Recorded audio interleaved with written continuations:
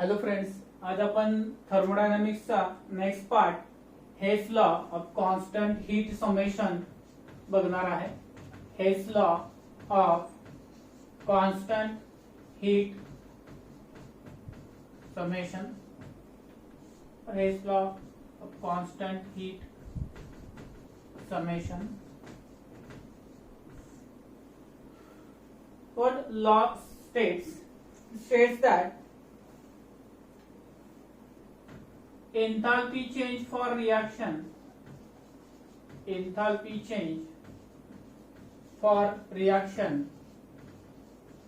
remains same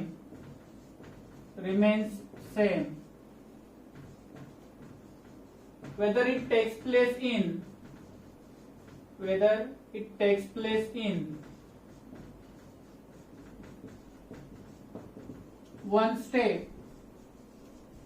or number of steps.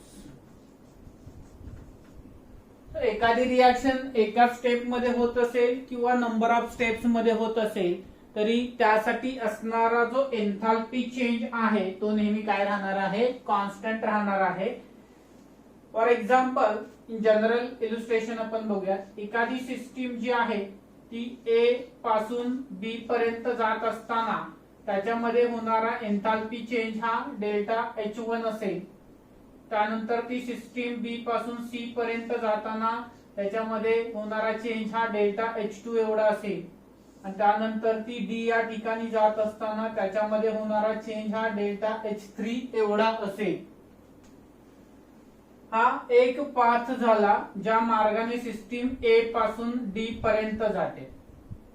आणि दुसरा एक मार्ग आहे ज्या मार्गाने सिस्टीम ए पासून डी पर्यंत जाणार आहे तो आहे डायरेक्ट पाथ आहे. या पाथ मध्ये जो एन्थाल्पी चेंज असणार आहे तो असणार आहे डेल्टा H. म्हणजेच हेस लॉ काय सांगतो या ठिकाणी, इन सिंपल वर्ड्स, हा जो ए पासून डी पर्यंत जाणारा मार्ग आहे त्या ठिकाणी झालेला एन्थाल्पी मधला बदल किंवा A to B, B to C आणि सी टू डी या ठिकाणी जो ए पासून डी पर्यंतचा प्रवास आहे त्यामध्ये झालेला एन्थाल्पी मधला बदल हा सेम असणार आहे. म्हणजे थोडक्यात एन्थाल्पी चेंज हा एका स्टेप मध्ये होऊ देत किंवा नंबर ऑफ स्टेप्स मध्ये होऊ देत, काय असणार आहे, सेम राहणार आहे.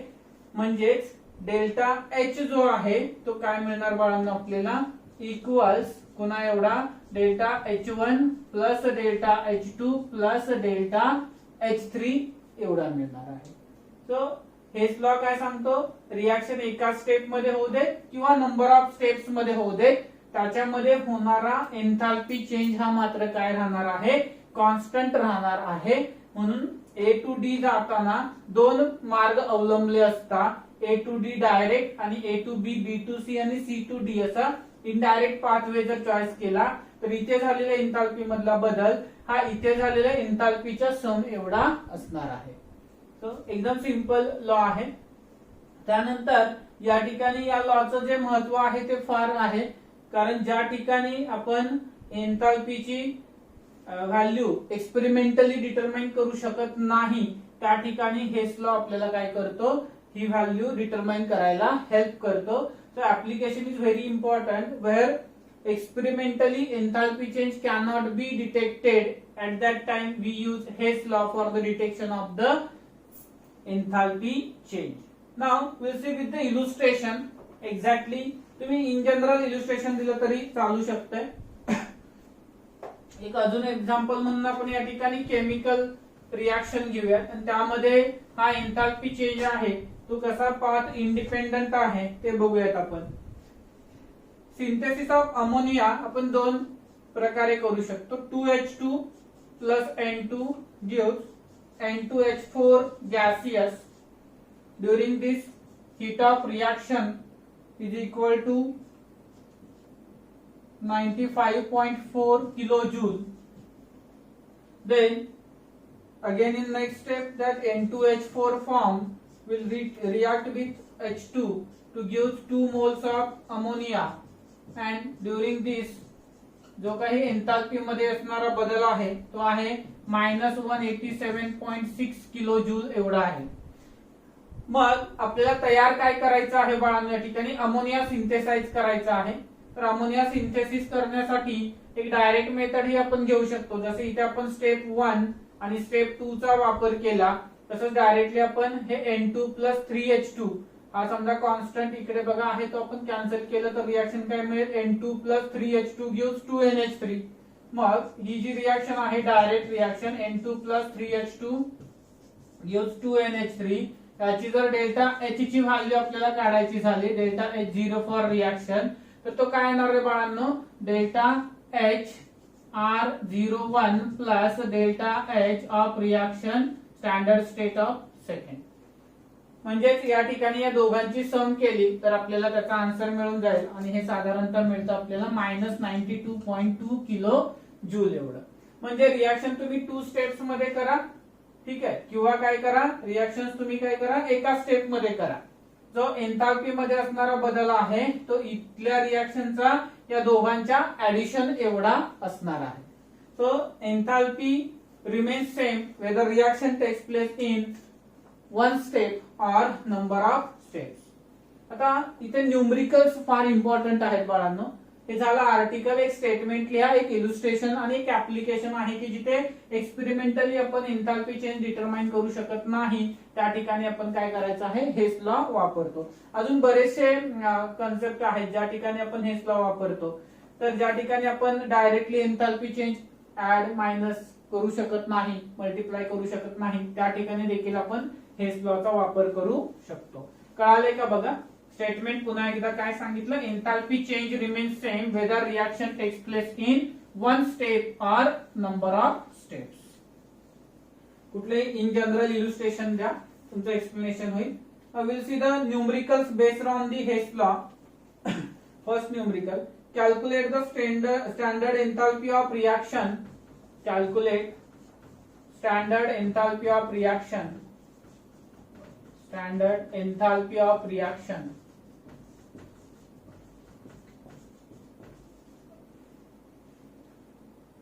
एक रिएक्शन प्रोव्हाइड केलेली आहे आणि त्यासाठी आपल्याला काय करायचं आहे, तर स्टँडर्ड एन्थाल्पी डिटरमाइन करायची आहे.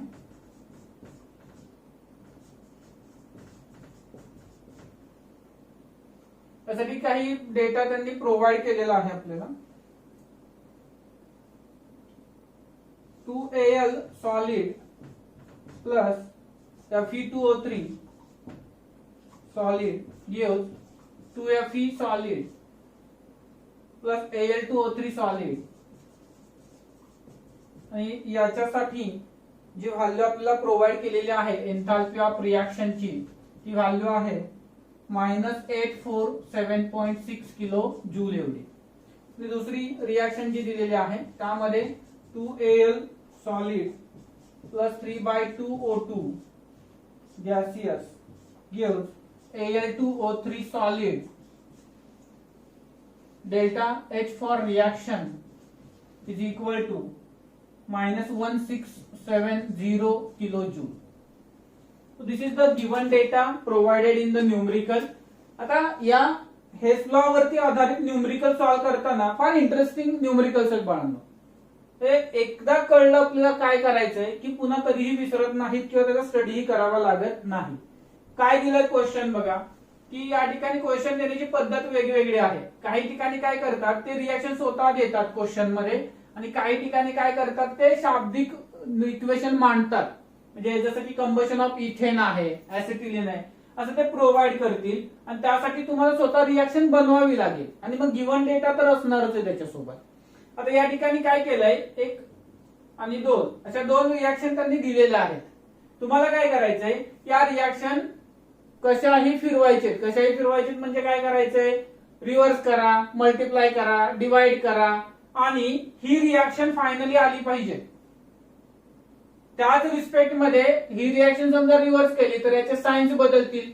त्याला 2 ने मल्टिप्लाय केलं तर डेल्टा एचच्या साइनला डेल्टा एचला देखील 2 ने मल्टिप्लाय करणार. डिवाइड केलं तर त्याच नंबरने डिवाइड देखील करणार. आपण थर्मोकेमिकल इक्वेशनच्या कंडिशन्स मध्ये बघितलेलं होतं की डेल्टा एच कसा चेंज होणार, रिएक्शन रिव्हर्स केली की मॅग्निट्यूड सेम राहणार, साइन चेंज होणार. आणि जर मल्टिप्लाय केलं तर त्या नंबरने मल्टिप्लाय करायचं, डिवाइड केलं तर त्याच नंबरने डिवाइड करायचं. आता हे इक्वेशन मिळवण्यासाठी आपण कंडिशन चेक करूयात. मला सांगा Fe कुठल्या साईडला आहे रे या इक्वेशन मध्ये? लेफ्ट साईडला आहे. आणि इथे Fe कुठं दिसतोय तुम्हाला? राईट साईडला दिसतोय. म्हणजे आपल्याला काय करावं लागेल रे? फर्स्ट इक्वेशन काय करावं लागेल? रिव्हर्स करावं लागेल. सो सोल्युशन मध्ये फर्स्ट स्टेप काय असणार आहे? Reverse equation 1. Reverse equation 1. Then अजून कंडिशन बघा, त्यानुसार आपण एक्सपेरिमेंट करत जाऊ पुढे पुढे. की या ठिकाणी काय आहे? O2 कुठल्या साईडला आहे? इथं लेफ्ट साईडला आहे. इथं पण या रिएक्शन मध्ये लेफ्टला आहे. म्हणजे ही रिएक्शन रिव्हर्स करण्याची आपल्याला आवश्यकता नाहीये. So reverse first equation. Coefficient बघा, इथे 2Fe आहे, 2Fe मिळत आहे. ठीक आहे. त्यानंतर इथे 3/2O2 आहे, 3/2O2 मिळतोय आपल्याला. म्हणजे फक्त इक्वेशन फर्स्ट आहे ते काय करावं लागेल? आपल्याला रिव्हर्स करावं लागेल. लिहूयात आपण रिव्हर्स करून. 2Fe solid plus Al2O3 solid gives 2Al solid plus Fe2O3 solid. आणि याच्या डेल्टा H चा साइन काय होणार आहे? आता रिव्हर्स होणार. म्हणजे डेल्टा H0 फॉर रिएक्शन किती येणार तुमचा? 847.6 किलोजूल पॉझिटिव्ह मध्ये येणार. समजताय? ते second equation as it is आहे, त्यामध्ये काही चेंज नाहीये. सो मी ते तसंच लिहितो. 2Al plus 3/2O2 gaseous, this one is solid, gives Al2O3 solid. Then याचा डेल्टा H0 आहे तो तसाच राहणार, याच्यामध्ये काही बदल होणार नाही. -1670 किलो जूल. आता डेल्टा H कुठल्या रिएक्शन साठी विचारला? ह्या ती रिएक्शन येते का बघूयात आपण. काही कंपोनंट जे डायगोनली प्लेस आहेत ते कॅन्सल करूयात आपण. 2Al ला 2Al कॅन्सल होईल. ठीक आहे. त्यानंतर Al2O3 ला Al2O3 कॅन्सल होईल. राहिलेला कंपोनंट बघा, 2Fe solid plus 3/2O2 gaseous gives Fe2O3 solid. आली का रिक्वायर्ड रिएक्शन बघा? 2Fe 3/2O2 3/2O2 Fe2O3 Fe2O3. मग आता या डेल्टा H0 जो असणार आहे या रिएक्शनचा, तो पुन्हा एवढा असणार आहे रे? या वरच्या दोन रिएक्शनच्या डेल्टा H0 च्या ऍडिशन एवढा असणार आहे. मग तो किती येतोय तो डिटरमाइन करूयात आपण. Therefore delta RH0 is equal to या दोघांची सम येणार. किती येईल सम बघा या दोघांची? मायनस काय दिलंय? 1670 आणि प्लस किती आहे? 847.6. So this is a 6 4 10, 8 2 10, 5 8 8 16. So this will come minus 822.4 kilojoule. काय फायनल आन्सर आपलं? -822.4 किलोजूल. एकदम सोपं आहे बाळांनो. डिझायर्ड इक्वेशन आधी तयार करून घ्यावं लागेल. आणि त्यानंतर मग इकडे डेल्टा एच च्या व्हॅल्यू मध्ये साइन चेंज होतात किंवा त्याला मल्टिप्लाय करावं लागतं, डिवाइड करावं लागतं. आणि मग आपण त्या पद्धतीने जे डेल्टा एच फायनल आले ते ऍड करायचे. ते ऍड केले की तुम्हाला या रिएक्शन साठीचा एन्थाल्पी चेंज बघायला मिळेल. समजलंय का बघा?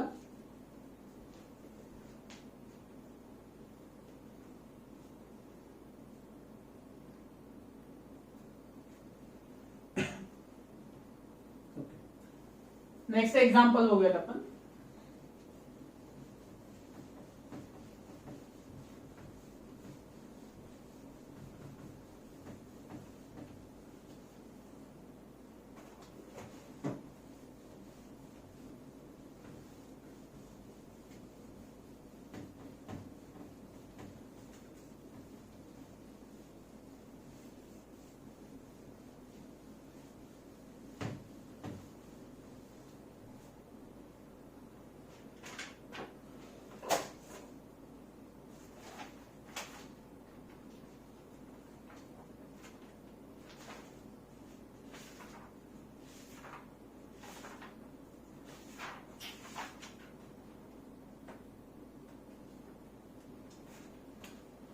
Calculate standard enthalpy of the reaction.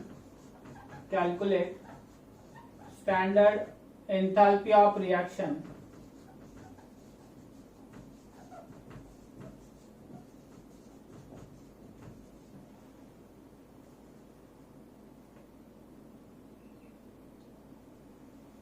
SiO2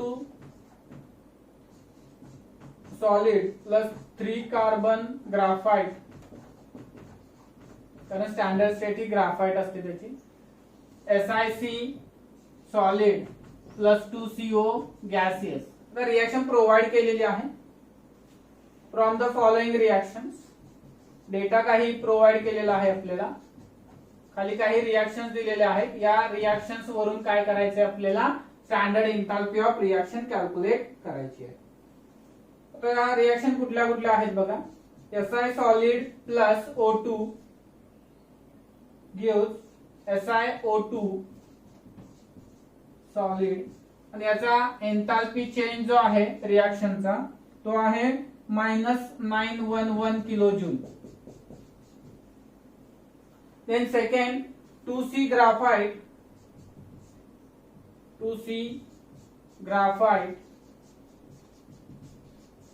plus O2 gaseous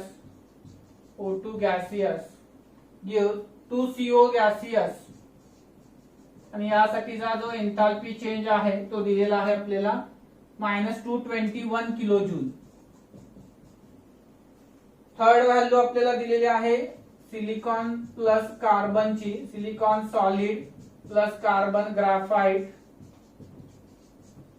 याच्यामध्ये आपल्याला काय केलेलं आहे बघा, सिलिकॉन कार्बाइड तयार झालेला सांगितलेला आहे आणि सॉलिड फॉस्फेट मध्ये आहे. त्याची व्हॅल्यू दिलेली आहे -65.3 RH0 -65.3 किलो जूल. तो वन्स अगेन थोडस सोपा पार्ट आहे. काय करायचंय आपल्याला, तर या 3 रिएक्शन्स पासून वरती जी रिएक्शन दिलेली आहे बाळांनो, ती रिएक्शन मिळवायची आहे. सगळ्यांनी थोडा आता विचार करा आपल्याला नक्की काय करावं लागेल या केसमध्ये. जी रिएक्शन वरती दिलेली आहे ती कशी मिळवता येईल. म्हणजे मी सांगितलं तसं की लेफ्टचा पार्ट आहे तो लेफ्ट साइडला आपल्याला कॉन्स्टंटली ठेवून, राईटचा आहे तो राईटला ठेवून आपल्याला इक्वेशन बनवता येते का बघा. आता SiO2 कुठे आहे बघा, तुम्हाला विचारलेले इक्वेशन मध्ये लेफ्ट मध्ये, आणि तिकडे दिलाय कुठे तुम्हाला, राईट साइडला दिलाय. बरं त्याची व्हॅल्यू किती आहे, म्हणजे कोएफिशियंट किती आहे, 1च आहे. इकडे पण कोएफिशियंट किती दिलेला आहे, 1च दिलेला आहे तुम्हाला. मग या केस मध्ये मला सांगा, ज्यावेळेस तुम्ही SiO2 बघताय दिलेल्या इक्वेशन मध्ये, तो दिलाय राईट साइडला क्वेश्चन मध्ये, आणि विचारलाय कुठे आपल्याला, लेफ्ट साइडला.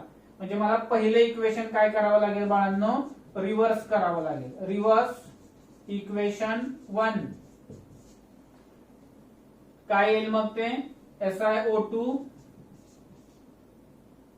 gives Si प्लस O2, आणि याचा डेल्टा H चा साइन काय होणार बाळांनो, रिव्हर्स होणार. 911 किलो जूल हा पॉझिटिव्ह मध्ये येणार.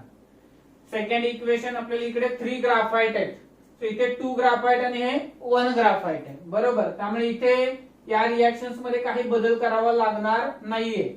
इकडे काय मिळाले, सिलिकॉन कार्बाइड.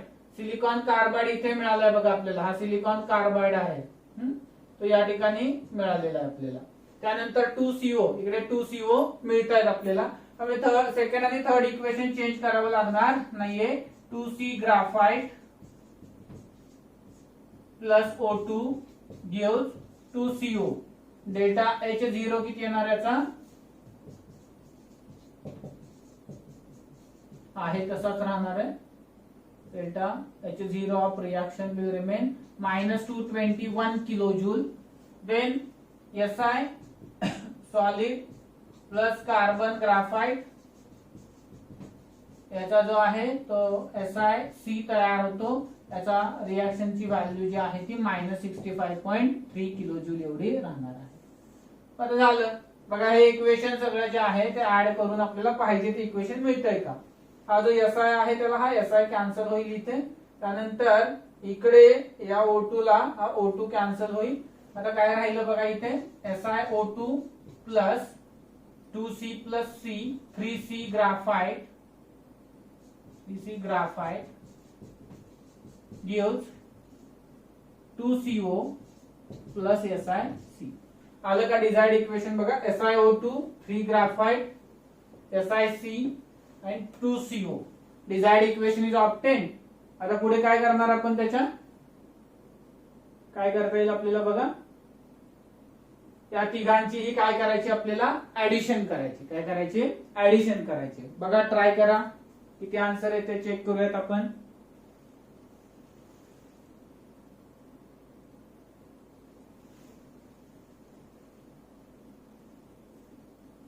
Yes correct. किती येत आहे, झाली का नाही ऍडिशन? त्या दोघांची आधी ऍडिशन करून घ्या. किती आली बघा, झाले तुमचे 6 8 283.3 911 minus 283.3 3 7 10 4 7 11 9 2 11 3 6. So this will come 627.7 kilo joule. So final answer काय आलं तुमचं, 627.65.3 221 911 624 येत आहे.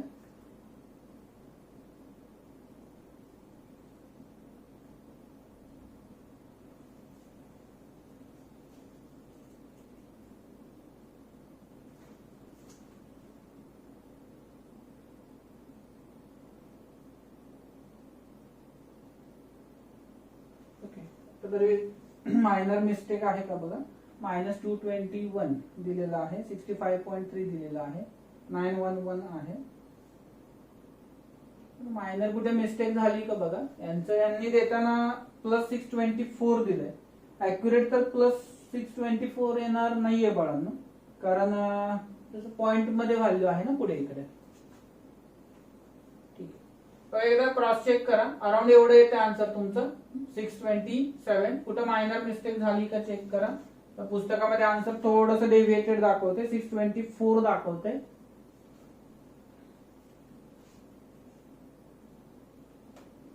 ओके, वाटत नाही कुठे काही चुकलंय. तो अराउंड आन्सर तुमचं 627.7 असं आलेला आहे. ठीक आहे, नेक्स्ट एक्झाम्पल बघूयात आपण.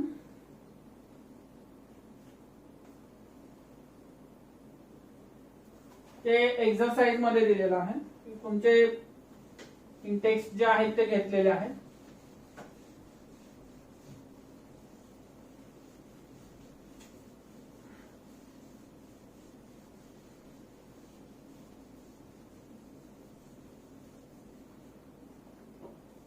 एक्सरसाइज मध्ये देखील काही सम्स याच्यावरती डिपेंडंट दिलेले आहेत, ते आपण डिस्क्राईब करूया immediately.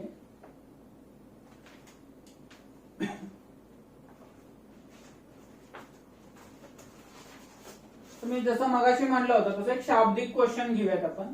Calculate the standard एन्थॅल्पी, calculate the standard एन्थॅल्पी of formation of CH3OH, of formation of CH3OH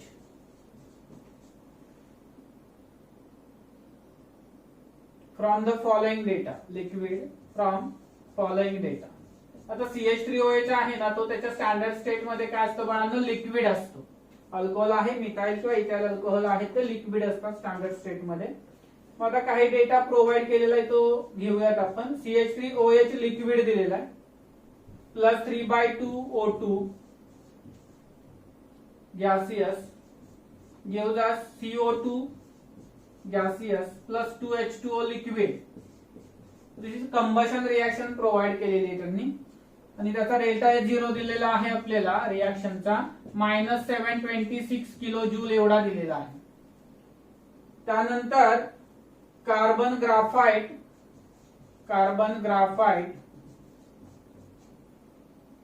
plus O2 gaseous gives CO2 gaseous CO2 gaseous. याचा डेल्टा H0 ऑफ कंबशन इथे दिलेला आहे आपल्याला.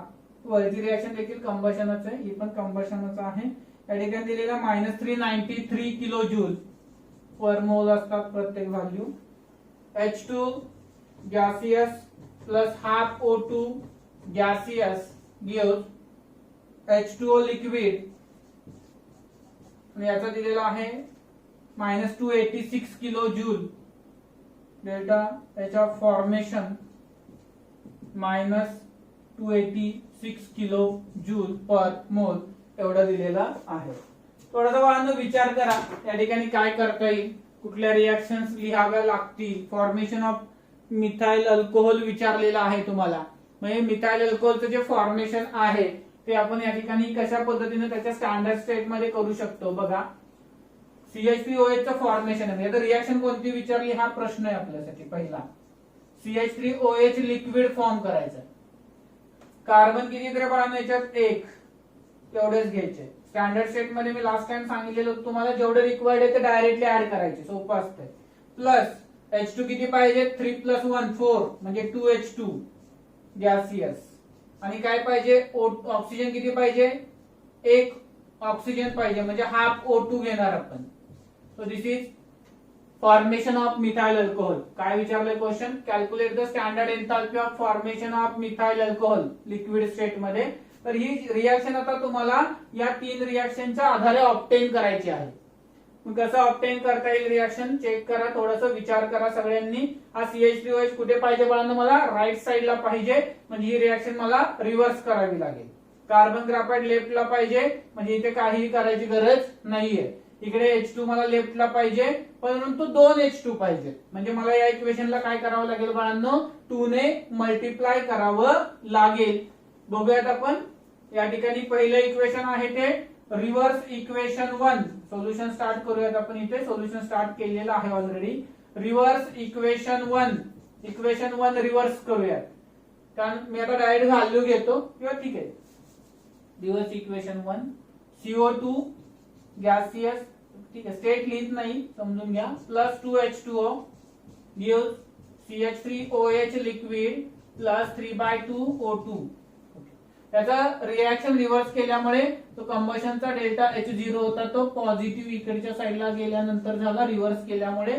देन कार्बन ग्राफाइट ती reaction आहे तशीच राहणार आहे, त्याच्यामध्ये काही बदल होत नाही. Carbon graphite plus O2 gaseous gives CO2 gaseous. Delta H of again combustion reaction आहे, त्यात काही बदल झालेला नाहीये. आणि थर्ड वन त्याला 2 ने मल्टिप्लाय करावं लागलेलं आहे. 2H2 plus O2 gives 2H2O. आणि या ठिकाणी मात्र डेल्टा H जो आहे रिएक्शनचा फॉर्मेशनचा, त्याला 2 ने मल्टिप्लाय करावं लागेल आपल्याला इंटू 2, कारण इक्वेशनला 2 ने मल्टिप्लाय केलं. So this comes to be -572 kilo joule. Okay झालं, आता बऱ्यापैकी आपण जवळ आलेलो आहे आन्सरच्या. आन्सर किती काय येणार रे, निगेटिव्ह येणार, कारण ही सम थोडीशी जास्त येईल या सम पेक्षा. त्याच्यामुळे आन्सर हे साधारणतः आपल्या निगेटिव्ह मध्ये येईल. निगेटिव्ह मध्ये येणारा आन्सर जे आहे ते आहे 239 किलो जूल पर मोल, -239 किलो जूल. तर तुम्ही जर सॉल्व्ह केलं तर हे आन्सर येणार आहे तुमचं -239 किलो जूल. आधी हे दोन ऍड करून घ्या. बघा इथे 3 2 5 9 7 16 झाले तुमचे 965. त्यातून हे 726 सबस्ट्रॅक्ट करायचे.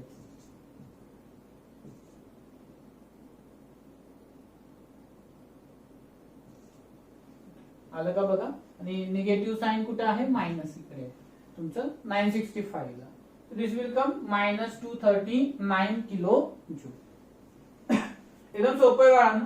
लास्ट एक्झाम्पल आहे ते आपण डिस्क्राईब करूया. बघा कुठे काय कळलं नसेल तर चेक करा. पहिल्या स्टेप मध्ये आपण काय केलं बाळांनो, पहिल्या स्टेप मध्ये तर त्या ठिकाणी जो CH3OH आहे तो आपल्याला लेफ्ट साइडला नकोय, राईट साइडला पाहिजे. कारण जे आपण रिएक्शन फॉर्मेशनची लिहिलेली आहे ती फॉर्मेशनची रिएक्शन त्याच्या कॉन्स्टिट्युएंट इलेमेंट्स पासून स्टँडर्ड स्टेट मधली घ्यायची असते. म्हणजे इकडे जे जे दिलेत ना ते डायरेक्ट इकडे ऍड करा तुम्ही. त्यानंतर पहिले इक्वेशन रिव्हर्स केलं, कारण हा आपल्याला लेफ्टला नकोय राईटला पाहिजे, हा फॉर्मेशनचा राईटला पाहिजे म्हणून हे इक्वेशन रिव्हर्स केलं. सेकंड इक्वेशनला काय केलं आपण, ऍज इट इज ठेवलं, काही गरज नाहीये. थर्ड इक्वेशनला काय केलं आपण, 2 ने मल्टिप्लाय केलं. 2 ने मल्टिप्लाय केल्यामुळे काय झालं, त्याच्या डेल्टा H च्या व्हॅल्यूला देखील 2 ने मल्टिप्लाय केलं. आणि मग या दोघांची ऍडिशन केली ती 965 आली. त्याच्यामधून हा 726 सबस्ट्रॅक्ट केला. आन्सर आलं -239 kilo joule. Very easy numericals are there on the basis of Hess law. Last example बघूयात, मग आपण थांबूयात.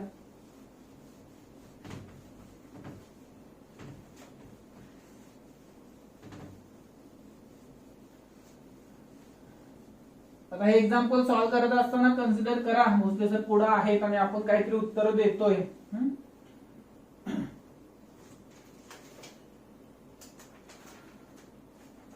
Calculate delta H0 for the following reaction at 298 Kelvin. Calculate delta H0 for following reaction at 298 Kelvin. H2B4O7 solid plus H2O liquid gives 4HBO2 aqueous. आता हे जे आहे याच्यासाठी काय करायचे आपल्याला, हे डेल्टा H डिटरमाइन करायचा या रिएक्शन साठी. आणि त्यासाठी काही गिवन डेटा आहे आपल्याकडे. गिवन रिएक्शन आहेत बघा. पहिली रिएक्शन आपल्याला प्रोव्हाइड केलेली आहे 2H3BO3 aqueous plus gives B2O3 solid plus 3H2O liquid. आणि याच्यासाठी डेल्टा H0 जो दिलेला आहे तो आहे 14.4 किलो जूल.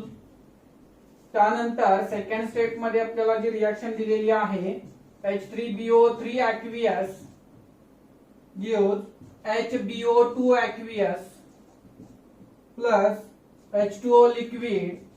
आणि याच्यासाठी जो डेल्टा H0 दिलेला आहे तो आहे -0.02 किलो जूल.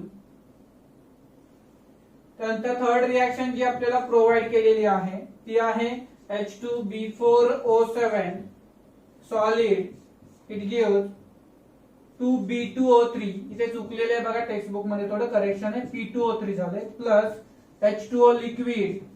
डेल्टा H0 दिलेला आहे आपल्याला 17.3 किलो जूल.